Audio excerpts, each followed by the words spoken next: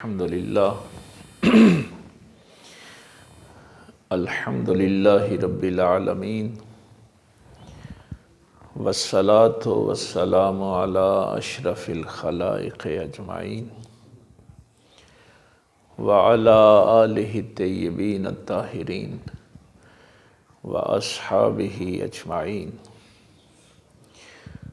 اما بعد فقد قال اللہ تبارک و تعالی فی القرآن المجید اعوذ باللہ من الشیطان الرجیم بسم اللہ الرحمن الرحیم یا داود انا جعلناک خلیفۃ فی الارض فاحکم بین الناس بالحق ولا تتبع الہوی فیضلک عن سبیل اللہ ان الذین یضلون عن سبیل اللہ لہم عذاب شدید بما نسوا یوم الحساب آمنت باللہ صدق اللہ العظیم۔ اللہ رب العزت کی حمد و ثنا کے بعد اور پاک پیغمبر صلی اللہ علیہ وآلہ وسلم کی بابرکت منزہ اور کریم ذات پہ ہدیہ درود و سلام پیش کرنے کے بعد نہایت ہی واجب الاحترام معزز و محترم سامعین، بزرگوں، دوستوں، عزیز بھائیوں، ڈاکٹر شبیر صاحب نے اپنے والدین کے لیے اور اپنے داتا مرشد کے ایصال ثواب کے لیے اس بابرکت محفل کا انتظام کیا اور نیکوں کی محفل کا اور اپنے والدین کے لیے ایصال ثواب کا اس سے بہتر طریقہ نہیں کوئی ہو سکتا کہ ہم اللہ کے گھر میں بیٹھ کے اللہ کے کلام پہ گفتگو کریں۔ اس سے بہتر کوئی اور طریقہ نہیں ہو سکتا کہ جن سے ان کی روحیں شاد ہو جائیں، ان کی روحوں کو خوشی محسوس ہو کہ ہم اپنے پیچھے جو چھوڑ کے آئے ہیں انہوں نے کم از کم اس بات کا خیال رکھا ہے کہ ہماری روح کو کس چیز کی ضرورت ہے۔ تو ظاہر ہے ظہر کا وقت قریب ہے۔ یہ سورہ صاد جس کی میں نے یہ آیہ مبارکہ تلاوت کی ہے، اس میں اللہ تعالیٰ نے اپنے پیغمبر حضرت داؤد علیہ السلام کو کچھ احکام صادر فرمائے۔ پس منظر اس کا وہ فیصلہ ہے جو دو لوگ لے کے آئے تھے، پیچھے اس کا ذکر ہے وَظَنَّ دَاوُودُ أَنَّمَا فَتَنَّاهُ فَاسْتَغْفَرَ رَبَّهُ، یہ پچھلی چونکہ سجدے والی آیت ہے، وہ پھر میں پڑھوں گا تو آپ پہ سجدہ واجب ہو جائے گا۔ تو ایک شخص کی صرف بات سنی اور دوسرے کی نہ سنی اور فیصلہ صادر فرما دیا، اور پھر اس پہ یہ جو میں نے عرض کیا کہ فَاسْتَغْفَرَ رَبَّهُ، اس پہ آپ نے استغفار بھی کیا، داؤد علیہ السلام نے اللہ سے معافی بھی مانگی اس بات کی۔ تو اس فیصلے کے بعد پھر اللہ تعالیٰ نے یہ حکم جو ہے حضرت داؤد علیہ السلام کو فرمایا۔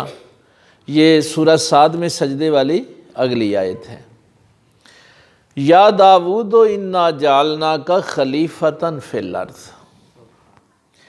اے داؤد ہم نے تجھے اس زمین پر اپنا نائب بنایا ہے، اپنا خلیفہ بنایا ہے۔ فاحکم بین الناس بالحق،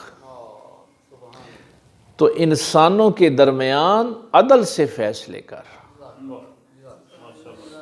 یعنی ایک طرف آپ عظمت دیکھیں اللہ کے پیغمبر کی، اور یہ کوئی گناہ بھی نہیں تھا، ترک اولیٰ تھا یہ ہمارے جو سننے والے ہیں ان کو تو پتہ ہے یہ کوئی فرض واجب نہیں تھا، ترک اولا تھا، لیکن اس پہ بھی قرآن کہتے ہیں انہوں نے استغفار کیا۔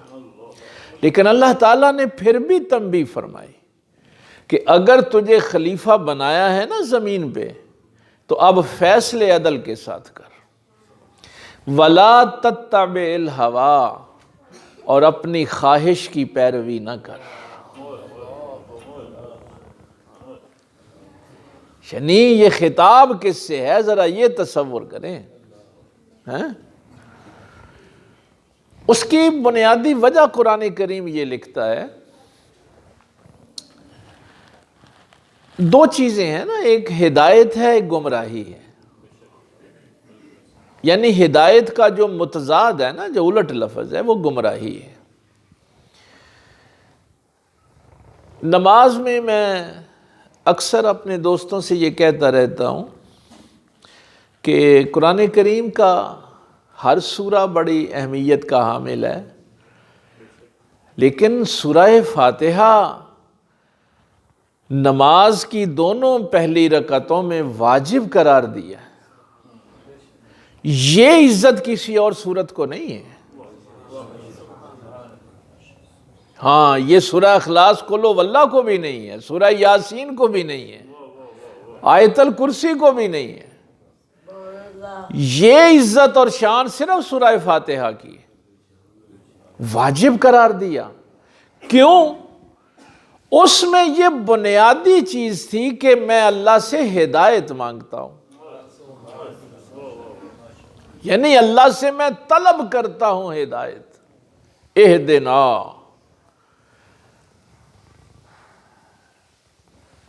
لیکن اس میں ایک بات سمجھنے والی ہے، وہ چونکہ ہم اس پہ غور نہیں کرتے، جلدی جلدی پڑھ کے آگے گزر جاتے ہیں۔ جب جماعت کے ساتھ نماز پڑھی جائے گی نا، اکٹھے نماز پڑھیں گے، تو پھر تو ہم کہیں گے کہ اہدنا، ہمیں ہدایت دے، جمع کا صیغہ ہوگا نا، ظاہر ہے زیادہ لوگ ہیں۔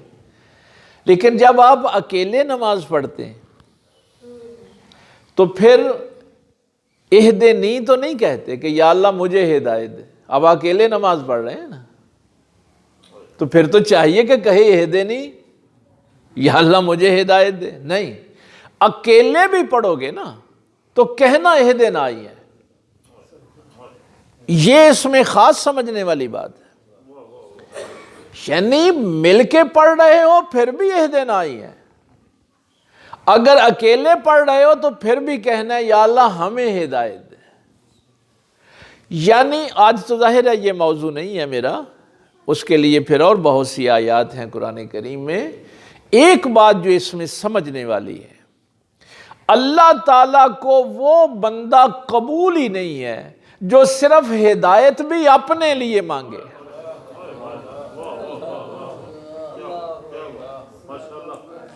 یعنی ہدایت کی بھی طلب کرے تو سب کے لیے کرے۔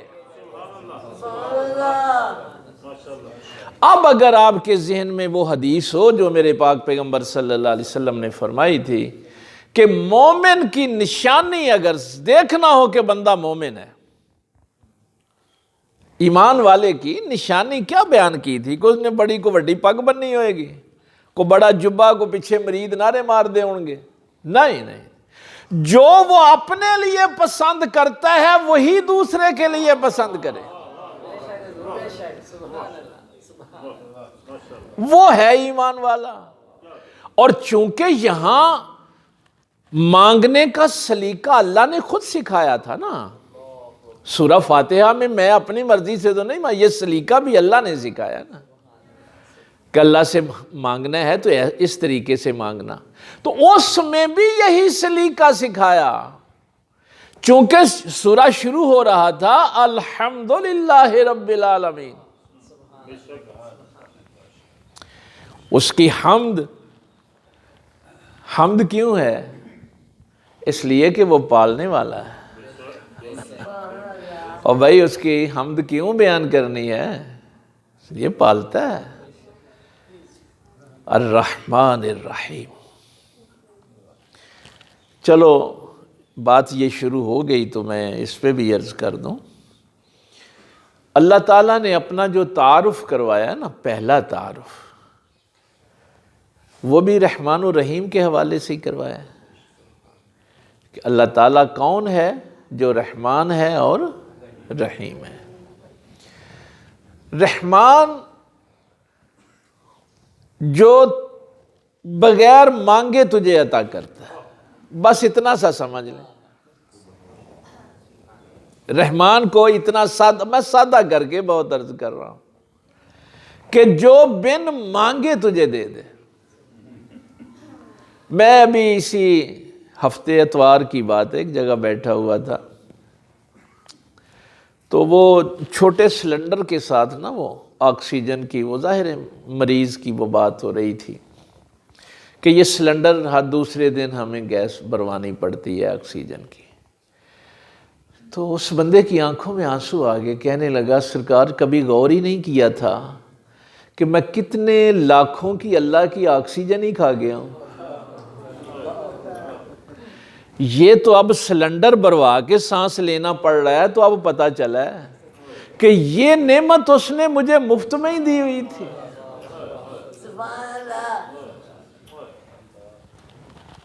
مثلاً آپ سوئے، بھائی آپ کی زندگی کے لیے سب سے اہم تو سانس لینا ہی ہے نا، اور آپ سوئے ہوئے ہوتے ہیں تو لاکھوں کی آکسیجن سوئے سوئے کھا جاتے ہیں۔ اس لیے وہ جو جملہ میں اکثر کہا کرتا ہوں کہ جو تیری ضرورت ہے نا وہ تجھے محنت کے بغیر ہی دے دیتا ہے۔ زندگی کے لیے سانس کی ضرورت تھی، اس نے آکسیجن تجھے مفت فراہم کر دی، اور وہ رزق تجھے سوتے ہوئے میں بھی مل رہا ہے۔ اس کے بعد پانی کے بغیر آپ 2-3 دن نکال سکتے ہیں، سانس لینے کے بغیر تو نہیں گزار سکتے نا، وہ سب سے اہم ہے۔ تو پانی کے لیے بھی کچھ زیادہ تگودے نہیں آپ کو کرنا پڑتی۔ تو یہ اگر میں تفصیل میں چلا جاؤں گا پھر بات لمبی ہو جائے گی۔ بات صرف اتنی سمجھنی ہے کہ یہ جو پریشانیاں ہیں نا آپ کو، ہاں یہ جو دن رات پریشانیاں لگی ہوئی ہیں، یہ ضرورت کی نہیں ہے، یہ ہوس کی ہیں۔ اور اللہ نے تمہاری ضرورت پوری کرنے کا وعدہ کیا، ہوس پوری کرنے کا وعدہ نہیں کیا۔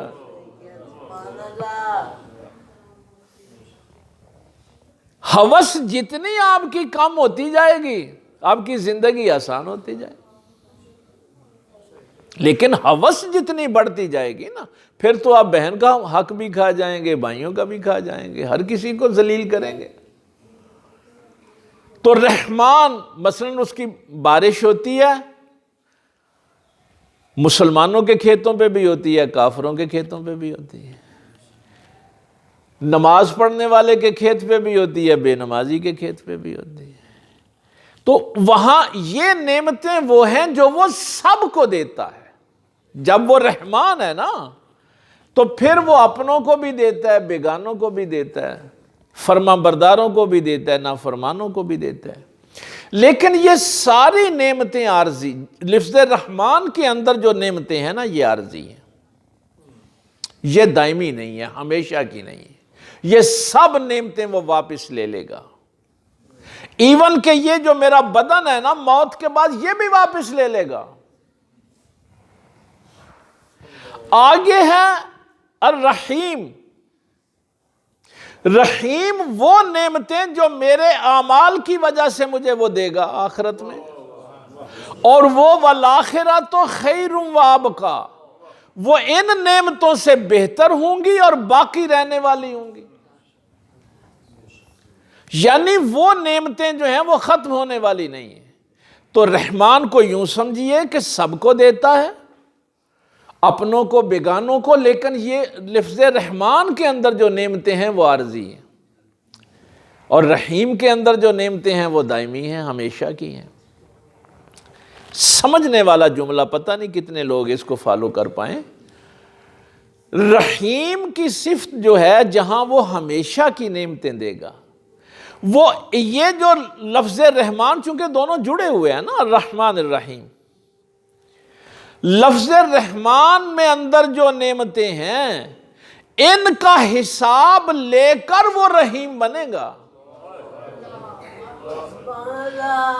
کہ جب میں نے تجھے بن مانگے جو دیا تھا تو وہ نعمتیں تو نے میرے حکم کے مطابق استعمال کی تھیں کہ میری مخالفت میں کی تھی۔ یعنی رحمان یہ عارضی نعمتیں ضرور ہیں، لیکن رحیم کے اندر جو نعمتیں ہیں وہ ان کی وجہ سے ہیں۔ تو اس لیے اب یہ نہیں سمجھنا کہ وہ ہمیں دیے جا رہا ہے ثم لتسألن یومئذ عن النعیم، تو پھر وہ ظاہر ہے ان کا حساب بھی لے گا۔ اور اگر ان نعمتوں کو، مثلا یہ میری زندگی ہے، اگر اس کو میں نے صحیح استعمال کیا ہے تو اسے بہتر زندگی دے گا، یہ زندگی تو وہ واپس ہی لے گا نا، لیکن اس سے بہتر زندگی دے۔ یہ قرآن کی آیتوں کے ترجمے ہی عرض کر رہا ہوں۔ یہاں کے رزق سے بہتر رزق عطا کرے گا، یہاں کی عزت سے بہتر عزت عطا کرے گا۔ کیا شان ہوگی بندہ مومن جب جنت میں داخل فرشتے غلمان سلام کرنے والے ہوں گے، تو ہر چیز بہتر دے گا، لیکن یہ جو اس نے عارضی نعمتیں دی تھی یہ کیسے استعمال کی تھیں؟ چونکہ بھائی آج ہم ایصال ثواب کی محفل میں بیٹھے ہیں نا، یہ چیزیں اچھی طرح سمجھنے والی ہیں۔ اب اس ہدایت کے راستے میں، چونکہ یہ آگے جملہ آ گیا تھا وَلَا تَتَّبِعِ الْهَوَىٰ، اس کے لیے میں یہ عرض کر لگا ہوں کہ اے داؤد اپنی خواہش کی اتباع نہ کر اور عدل کے ساتھ فیصلہ کر۔ انسان کو گمراہ یہ دو چیزیں کرتی ہیں، ایک تو اس کی خواہش نفس اس کو گمراہ کرتی ہے، اور ایک ابلیس ظاہر ہے اس کو گمراہ کرتا ہے۔ یہ میں بہت ساری آیتیں سمیٹ کے یہ باتیں کر رہا ہوں۔ وہ جو آیت ابھی ڈاکٹر صاحب نے بیٹھک میں بیٹھے ہوئے فَرَأَيْتَ مَنِ اتَّخَذَ إِلَٰهَهُ هَوَىٰ والی بھی پڑھی، لیکن ایک دوسری چیز ہے، ایک تو یہ ہے کہ خواہش نفس گمراہ کرتی ہے اور ابلیس گمراہ کرتا ہے۔ کبھی کوئی بندہ اپنا رہنما ایسا منتخب کر لیتا ہے کہ وہ رہنما اس کو گمراہ کر دیتا ہے۔ اس کا بھی قرآن کریم میں تفصیل سے ذکر ہے، لیکن سورہ فاتحہ میں چونکہ اس نے دعا سکھائی تھی اور دونوں گروپ بتائے تھے،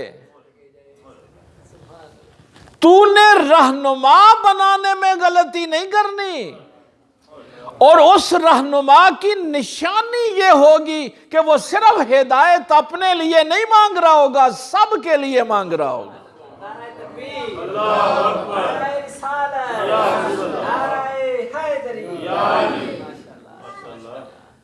اہدنا، یا اللہ ہمیں ہدایت دے، اور ان پہ انعام ہے صراط الذین انعمت علیہم۔ چلو بعد میں آپ دیکھ لینا قرآن کریم میں، میں ایک آیت اور آپ کو بتا دوں۔ استبرأ الذین اتبعوا من الذین اتبعوا، اللہ فرماتا ہے کہ یہ جنہوں نے اپنے سیاسی یا مذہبی رہنما برے بنا لیے نا، جن کے پیچھے چل کے پھر وہ گمراہ ہوئے، استبرأ الذین اتبعوا من الذین اتبعوا۔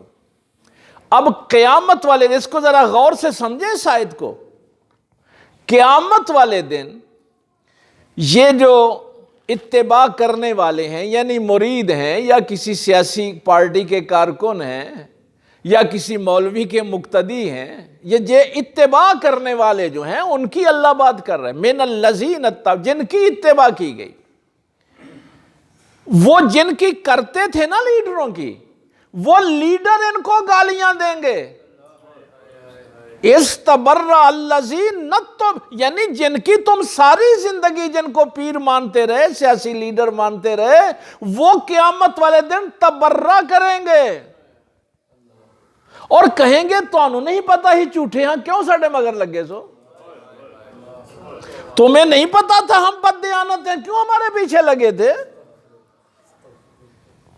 یعنی یہ نہیں ہے کہ یہ فالوور ان کو گالیاں دیں گے، بلکہ جن کو تم فالو کرتے رہے ہو وہ تمہیں گالیاں دیں گے، تبرہ کریں گے، اور پھر وہ آگے سے کہیں گے یا اللہ ہمیں دنیا میں ایک دفعہ پھر بھیج، اب ہم جیسے یہ ہمیں تبرہ کر رہے ہیں ہم بھی دنیا میں جا کے ان کو ویسے ہی تبرہ کریں، یہ ہمیں انہوں نے لیڈر مان دے رہے ہیں۔ تو اللہ فرمائے گا جب ہم نے بتا دیا تھا کہ تم نے رہنما کون بنانے ہیں، صراط الذین انعمت علیہم، تو اس وقت تم نے غیر المغضوب علیہم ولا الضالین والے رہنما کیوں بنا لیے؟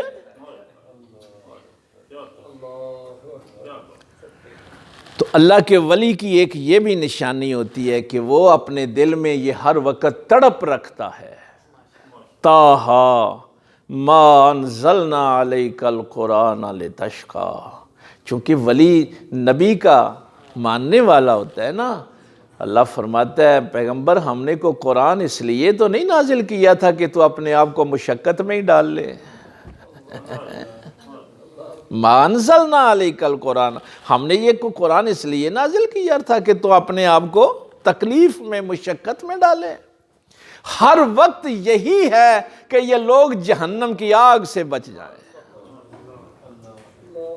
اسی تگ و دو میں پتھر بھی کھائے ہیں نا، گالیاں کھائی ہیں لوگوں سے، تکلیفیں اٹھائی ہیں، اور پتہ کتنی تکلیفیں، نبی پاک صلی اللہ علیہ وسلم نے فرمایا جتنا میں ستایا گیا ہوں اتنا کوئی نہیں ستایا گیا۔ یہی بات میں کربلا کے حوالے سے بھی آپ کو عرض کر رہا ہوں کہ امام حسین رضی اللہ تعالیٰ کو پتا نہیں تھا میں جنت کے نوجوانوں کا سردار ہوں، میرا کیا مقام و مرتبہ ہے، لیکن یہ جو اہدنا والی بات ہے کہ صرف اپنی ہدایت نہیں سب کی ہدایت کی کوشش کرنا، تو اللہ کو بندہ وہ اچھا لگتا ہے جو باقی بھی لوگوں کی ہدایت کے لیے تگ و دو کرے، کوشش کرے۔ اچھا یہ جو تھا کہ اپنی خواہش کی وہ بات پھر چل نکلی کہ ظاہر ہے خواہش نفس کی وجہ سے انسان ہدایت سے دور چلا جاتا ہے، گمراہ کر دیتی ہے، شیطان کرتا ہے، یا کوئی آپ کا لیڈر جو ہے آپ کو گمراہ کر دیتا ہے۔ لیکن قرآن کریم کہتا ہے کہ بندہ خواہش کی اتباع کیوں کرتا ہے؟ آج صرف اسی ایک جملے پہ میں فوکس کر دوں، کیوں کرتا ہے؟ جب اس کا یوم حساب پر یعنی قیامت والے دن پر یقین نہیں رہتا تب وہ خواہش کی اتباع کرتا ہے، اور یہ بنیادی عقیدہ، چونکہ آج ہم اصالِ ثواب کی محفل میں بیٹھے ہیں کہ ان کے والدین بھی دنیا سے چلے گئے، حضرت صاحب قبلہ بھی دنیا سے چلے گئے، اگر آخرت ذہن میں ہو، مرنا ذہن میں ہو، قیامت کا دن ذہن میں ہو، تو آپ کی خواہش کبھی آپ کو گمراہ نہیں کر سکتی۔ یہ کام کم از کم نہیں ہو سکتا کہ آپ کی خواہش آپ کا بیڑا غرق کر دے۔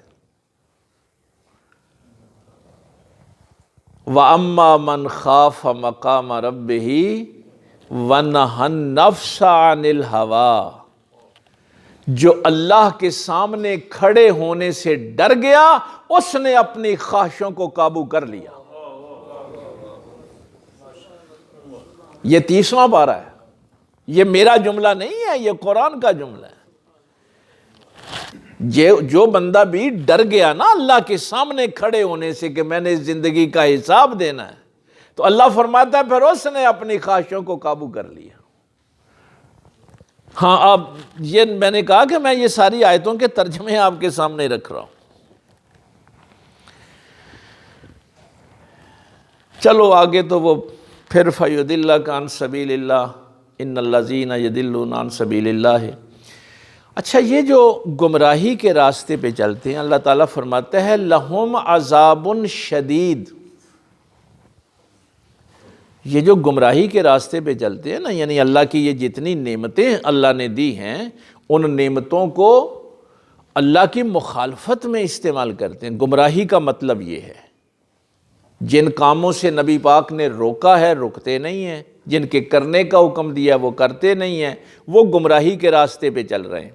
تو فرمایا لہم عذاب شدید، ان کے لیے شدید عذاب ہے، عام عذاب کی بات نہیں۔ کیوں شدید عذاب ہے؟ بما نسوا یوم الحساب، کیونکہ انہوں نے یوم حساب کو بلا دیا تھا۔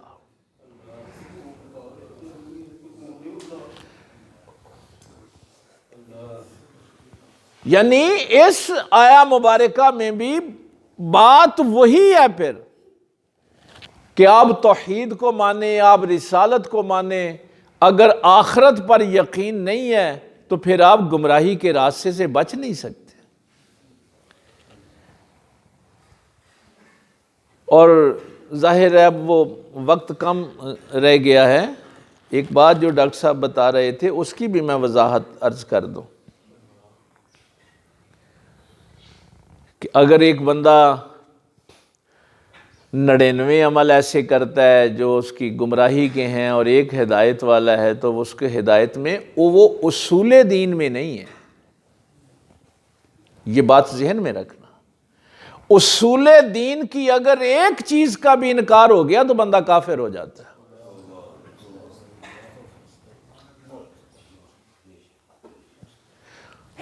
اصول دین میں توحید ہے، بندہ نبی پاک کو مانتا ہو، آخرت کو مانتا ہو، فرشتوں کو مانتا ہو، اگر اللہ کو نہ مانے تو مسلمان رہ جائے گا؟ اب یہاں کو بیٹھ کے کہے کہ دیکھو جی یہ 99 شاواں دے پہ ماندا ہے، ہن ایک دا ہی انکار کر دینا، اس کو مومن کہیں گے؟ یہ کیا جہالت شروع ہو گئی ہے؟ ایک بندہ توحید کو مانتا ہے، آخرت کو مانتا ہے، فرشتوں کو، کتاب، بھائی یہ آپ کو پتہ ہے نا، آمنت باللہ و ملائکتہ و کتبہ، یہ اصول دین ہے۔ باقی ساری چیزوں کو مانتا ہے، نبی پاک کا انکار کر دے، بھائی ایک کا ہی انکار کیا ہے نا، کیا مسلمان رہ جائے گا؟